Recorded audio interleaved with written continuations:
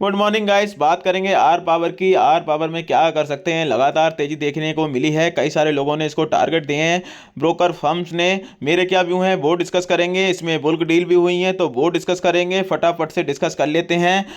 सबसे पहले चैनल पर आए तो सब्सक्राइब कर लेना। तो यहाँ पे आप देखोगे एक डील ये हुई है, 1.95 करोड़ शेयर देख सकते हो, 28.76 रुपये के आसपास खरीदे गए हैं और इसी पे 1.86 करोड़ बेचे भी गए हैं। तो ये बुल्क डील हुई है। मुझे लगता है तो जिसने भी खरीदे हैं उसने ये तो सोचा होगा कि भाई ये प्राइस 2876 से नीचे नहीं जाएगा, ऊपर जाके वो कहीं पे भी प्रॉफिट बुक कर सकता है। बड़ी बड़ी फर्म यही देखती हैं। मुझे नहीं लगता बड़ी बड़ी फर्म इसे लॉन्ग टर्म के लिए होल्ड करके रखेंगी, तो वो तो उनका मोटो होता नहीं, उनका मोटो होता है पैसा बनाना। और वो मुझे लग रहा है कि शॉर्ट टर्म में ये 1-2 साल काफ़ी भाग सकता है। रीजन उसके मैं बता दूंगा क्या रीजन है। ऑल दो मुझे पसंद नहीं है यार पावर सेक्टर में। टाटा पावर 1 नंबर पे रखता हूँ, अडानी पावर रखता हूँ मैं सेकंड नंबर पे। Adani power pure thermal power में काम करता है, टाटा पावर में थोड़ा रिन्यूएबल एनर्जी का तड़का लग जाता है। रिस्क कम है टाटा पावर में, रिवार्ड थोड़ा सा ठीक ठाक है, मतलब हो सकता है एक साल में 100% रिटर्न दे। अडानी पावर हो सकता है एक साल में 300% के रिटर्न दे, और हो सकता है एक साल में ये आर पावर 1000% रिटर्न दे। तो रिस्क सबसे ज़्यादा तो रिवार्ड सबसे ज़्यादा, रिस्क उससे कम तो रिवार्ड थोड़ा कम, और रिस्क सबसे कम और रिवार्ड उससे थोड़ा थोड़ा कम। तो ये तो हो गया भाई, मतलब मेरे व्यू बता दिए मैंने, ठीक है। बाकी थोड़ा सा देख लेते हैं। एएसएम स्टेज 1 में है, 4 में नहीं है, स्टेज 1 में है। और अगर इस तरीके के मतलब अगर तेज़ी देखने को ज़्यादातर मिलती रही, ऊपर भागता रहा, तो स्टेज 4 में भी जल्दी आ सकता है। वहाँ पे सर्किट फिल्टर हो जाता है 5% का, जिससे कि भाई स्टॉक का मैनिपुलेशन कम हो जाता है, लोग भगा ही नहीं सकते, वहीं पर सर्किट लग जाएगा।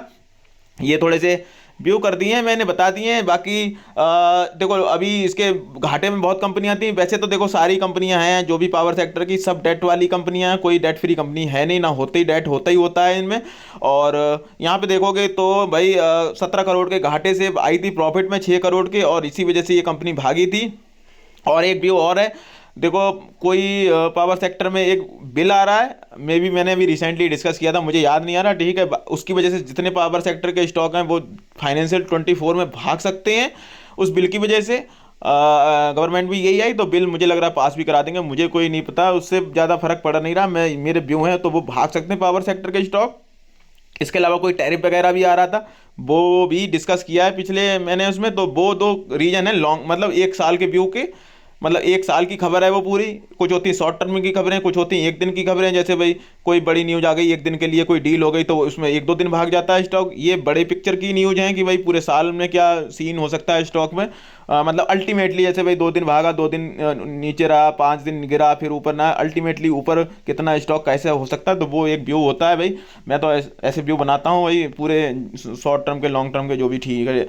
और ये बुल्क डील वाली मैंने आपको बता ही दिया था, ठीक है, जो भी सीन है। बाकी कई सारे लोगों ने टारगेट वारगेट दे रखे हैं, देखो 35-43 का टारगेट दे रखा है रिस्पेक्टली, 25 का जोन नीचे इन्होंने देख रखा है एक सपोर्ट के लिए। लीलाधर है ये भाई, है प्रभुदास लीलाधर रिसर्च एनालिस्ट। इसके अलावा 40-44 का इन्होंने दे रखा है टारगेट, 23 रुपये का देख सकते हो सपोर्ट लेवल बता रखा है। अगेन नीचे और जाओगे तो बहुत सारे लोगों, ओशो कृष्ण ने भी बताया कि हायर हाई हायर लो बनाना रिसेंटली, और ऊपर स्टॉक जा सकता है, अब बार मार्च कर सकता है। तो ये थोड़े से इनके लोगों के हो गए भाई व्यू। और इन्होंने 20 और 35 के बीच रह सकता है, एक रेंज दे दी इन्होंने जिगर एस पटेल, और ये भी होंगे तो ठीक है जी, ठीक है। अब मैं अपने थोड़े व्यू बता देता हूँ। तो भाई यहाँ पे देखो 25 रुपये का पहला सपोर्ट देखने को मिलेगा, उसके बाद नीचे देखने को मिलेगा 20 रुपये का एक सपोर्ट, और 20 से ऊपर ही थोड़ा मिलेगा। तो मुझे लगता है ये दो सपोर्ट नीचे ध्यान में रख सकते हो। और मोमेंटम चेस कर रहे हो तो देखो 82 की आरएसआई हो गई, हो सकता है ये थोड़ा और 2 दिन भागे 35 तक जाए, 90 तक आरएसआई हो जाए, उसके बाद फिर प्रॉफिट बुकिंग इसमें देखने को मिल सकती है। तो अभी जाओगे तो फंस सकते हो। और मतलब व्यू देखोगे, एक साल के व्यू के लिए जाना चाहते हो तो थोड़ा नीचे कभी आ जाए 20-25 के आसपास, तो व्यू के हिसाब से जा सकते हो। अभी लॉन्ग टर्म के लिए मैं नहीं जाऊंगा इसमें, क्योंकि बहुत पहले ही कंपनी में बहुत डेट बैठा है, तो कोई पता नहीं कब डिफॉल्ट कर जाए, तो कुछ पता नहीं, वो मुझे नहीं पता। अभी अच्छी करने लगी है तो आने वाले टाइम में भी अच्छा करने लगेगी, इसके बारे में मैं नहीं बता सकता, क्योंकि पहले भी डिफॉल्ट हो चुकी कंपनी। 1 रुपये का स्टॉक हो गया था कोविड के टाइम पे इसका, ठीक है।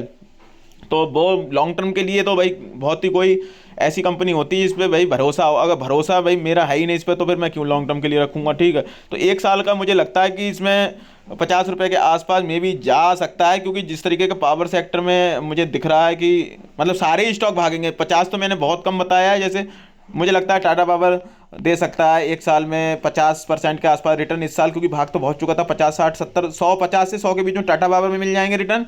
अडानी पावर में आपको 200 से 300 के आसपास मिल जाएंगे, और इसमें अगर जाने को चाहें तो 700 800 हज़ार के आसपास रिटर्न मिल सकते हैं इस साल 2024 में।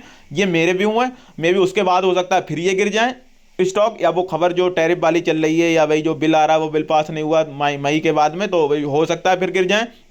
पर खबरों के दम पे थोड़े दिनों तक तो भागते ही रहेंगे, और फिर तो आप जहाँ पे भी आपको प्रॉफिट हो तो इन स्टॉक्स में भाई प्रॉफिट में निकल जाना ही सबसे बढ़िया रहता है, बाकी भागने को तो कहीं भागते रहें। ठीक है, तो व्यू बता दी, मर्जी आपकी, पैसा आपका, फर्नीचर भी पूछ सकते हो, अपना व्यू ना तो सुनी सबकी करनी अपनी चैनल में सब्सक्राइब कर लें, वीडियो शेयर कर देना। जय हिंद दोस्तों।